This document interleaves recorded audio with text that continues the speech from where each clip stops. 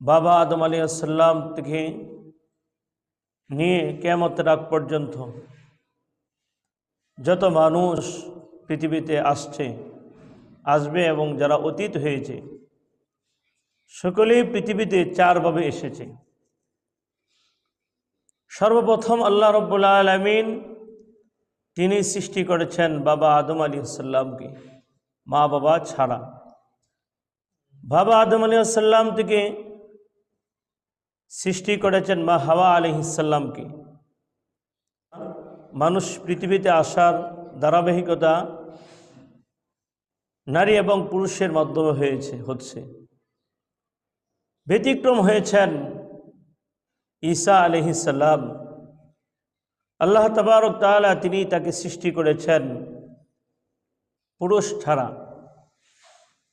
তিনি বাবা ছাড়া শুধু মায়ার মাধ্যমে এই পৃথিবীতে তিনি এসেছেন।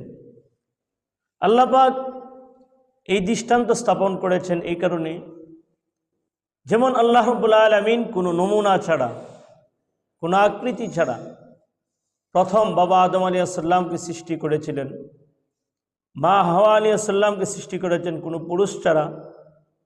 আল্লাহ পাক তিনি বাবা ছাড়া সন্তান দিতে সক্ষম, এটাও আল্লাহ পাক ঈসা আলাইহিস সালামের মাধ্যমে আল্লাহ পাক